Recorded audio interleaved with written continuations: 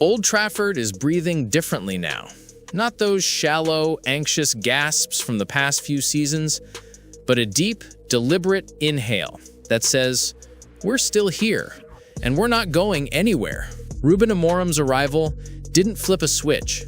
It rewired the whole system. The Manchester United that used to crumble at the first crack, that version is gone, dismantled, piece by fragile piece, and replaced with something stronger, something forged under pressure. 3 straight Premier League wins, 1 gritty point at the City Ground, and a 9-year curse finally broken at Anfield. These aren't coincidences. They're signs of a deeper shift. What used to be slow, sideways possession has turned into vertical lightning. Every transition has intent. Every counterattack has bite. The ball doesn't linger. It strikes. Amorim's fingerprints are everywhere. Long passes from the keeper, slicing through midfields. Fluid movement up front, pulling defenders out of shape. Set pieces, drilled, perfected, automatic. But the biggest change? It's mental. Once upon a time, 5 bad minutes meant game over. 2 goals down, that was the obituary. Not anymore. At Nottingham Forest, on the anniversary of Amorim's first day, United faced their old nightmare. They scored first. Casemiro, near post. A practiced move, aggressive, precise, unstoppable. Then, in 5 brutal minutes, the lead vanished. Forest flipped the script, 2-1. The stadium roared. It felt familiar. Except this time, United didn't break. No panic, no blame, just a reset. The press went higher, the tempo faster. Forest pinned back, under siege. Amorim subs weren't panic moves, they were fuel, energy, angles, relentless rhythm. Then came the 73rd minute. A half-cleared corner, ball drops to Amad Diallo. 1 touch, then boom, a left-footed missile into the top corner. The net shook, the crowd erupted. 2-2. Not luck, composure under fire. A goal that said, we don't fold, we respond. That moment wasn't just about points, it was about identity. This United doesn't need to dominate 90 minutes. They just need to survive the storm and strike when it counts. They've built a spine. Lamens, calm, commanding. De Ligt, sharp, anticipates danger. Casemiro, steady, lethal in the air. Bruno, leading the rhythm. Amad, Bembo, Kuna, energy, control, hunger. Together, they press like wolves, attack like lightning, and defend like they've got something to prove. The league hasn't fully noticed yet, but the warning signs are there. This isn't a team hoping to compete. This is a team learning to hunt. Yet, the big question remains, if the system's the same one that everyone's been complaining about, what exactly has changed to spark this turnaround? Ever since that long-awaited win away at Liverpool, things have felt different. That victory gave the squad a huge mental lift, and suddenly, the whole narrative around Amorim began to shift. Nobody's ranting anymore about him ditching his 3-4-3. Sure, he's made some tweaks behind the scenes, but the overall philosophy is still there. Lately, though, we've seen a different edge to his approach. He's started to adapt.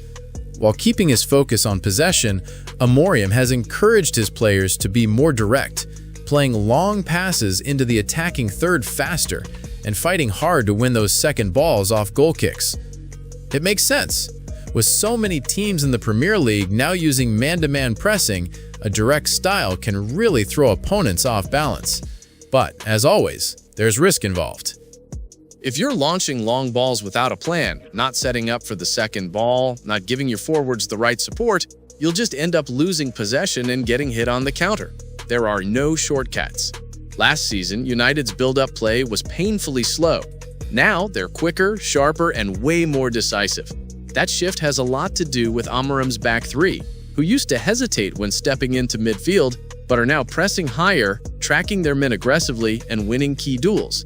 Take the Brighton game. Luke Shaw, despite all his injury struggles, was outstanding. He picked Rudder's pocket perfectly to start the move for Casemiro's goal. Then there's Matthijs de Ligt. His risky man-marking on Danny Welbeck often pulled him high up the pitch, but it paid off big time. And further forward, the two number 10s, Matheus Cunha and Bryan Mbeumo, have completely changed the tone of United's attacks. Anyway, Amorim's also made a clever tweak up front.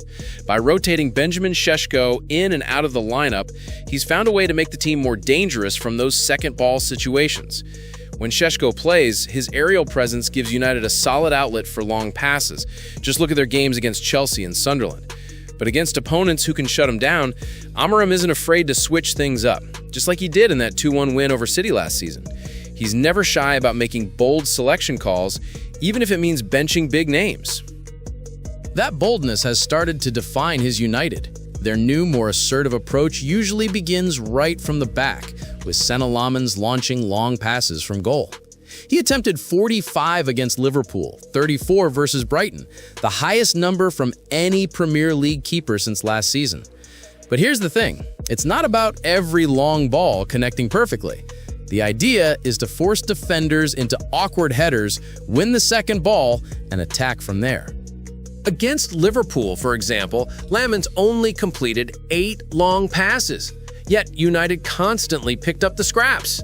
He kept aiming from Mbeumo down the right, dragging Van Dijk or Kerkez into physical duels while Cunha and Bruno Fernandes hunted for those rebounds.